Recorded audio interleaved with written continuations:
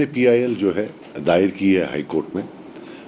ये जो police verification system है, जिसको हम मानते हैं कि जो बेसिक ह्यूमन राइट्स है एक इंसान का, उसके खिलाफ है।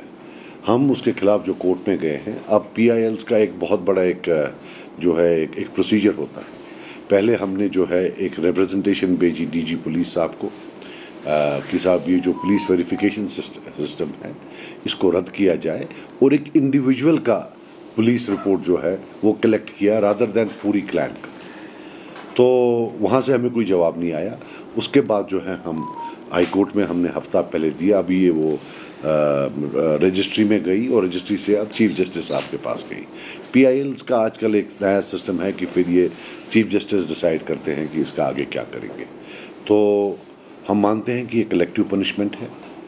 ये दुनिया में और किसी भी जगह, किसी भी मुल्क में ये प्रैक्टिस नहीं है कि जहाँ एक कम्युनिटी पनिशमेंट हो कि अगर पूरे ख़ानदान में से किसी एक इंसान ने गलती की हो, सारे ख़ानदान को भुगतना पड़े।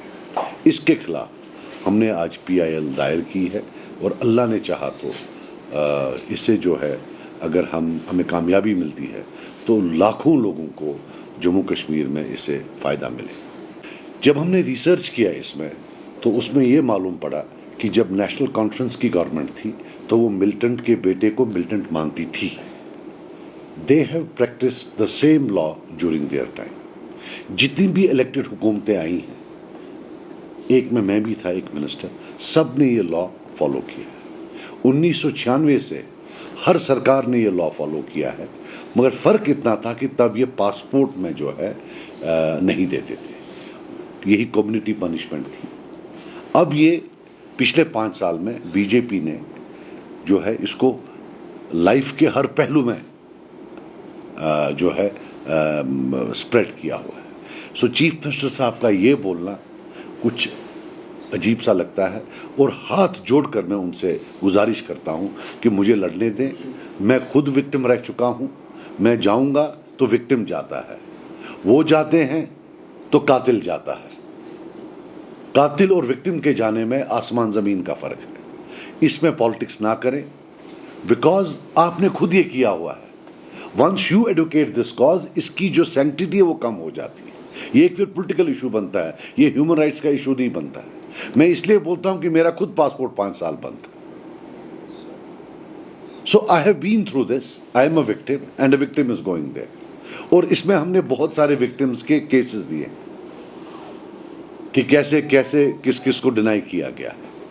तो ये जब पुरानी हुकूमतें थी उसमें बाज़ाब्ता the concept of community punishment था। नेशनल कॉन्फ्रेंस के हुकूमत में सबसे ज़्यादा जो है ये इम्प्लीमेंट किया गया। Sir, is it limited to verification only, या उसका भी जिक्र किया है जैसे प्रॉपर्टी सीज हुई है, जॉब से नहीं, अभी जो है ये it is limited to police verification, right. It is not, because वो फिर लंबा पड़ता है। We wanted to confine to something in which the vulnerability is very high, because ये किसी जगह भी ये जो कानून है कहीं भी नहीं है कलेक्टिव पनिशमेंट का कानून। हमने जो सुप्रीम कोर्ट का लेटेस्ट जजमेंट आया है बुलडोजर जस्टिस पर, उसका भी हवाला दिया है कि उसमें और इसमें क्या फ़र्क है कि आप जो है। And we have also said that this law और this practice is not prevalent in any part of the world. दुनिया में इतनी रिप्रेसिव रिजीम्स हैं, वो अंडर द टेबल क्या करें वो अलग बात है, लेकिन ऐसा documented form of collective punishment, community punishment is nowhere. ये अंग्रेज़ लोग करते थे 1860 या 65, मुझे याद नहीं है, या 20। तब कुछ कम्युनिटीज़ होती थी। अगर वो उस कम्युनिटी के लोग चोरी ज़्यादा करते थे, कत्ल ज़्यादा करते थे, तो अंग्रेज़ हुक्मरान जो है उन कम्युनिटीज़ को ब्लैक लिस्ट करती थी। तो मुझे लगता है ये लॉ जो है ना, उसी से कहीं ना कहीं इंस्पायर हुआ।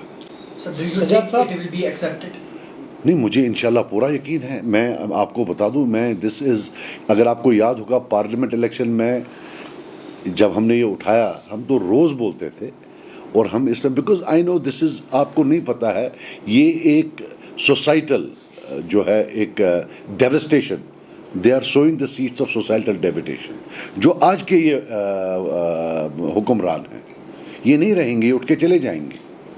पीछे रहेगी एक सोसाइटी जिसमें लगभग 40 to 50% ऑफ द सोसाइटी होगी, भाई आपको पासपोर्ट नहीं मिलेगा, आपको नौकरी नहीं करने देंगे, आपको बिजनेस नहीं करने देंगे, तो फिर वो क्या करेगा? What will they do? So they should have thought about it, that you can't punish 50% of the population because one person has committed a crime.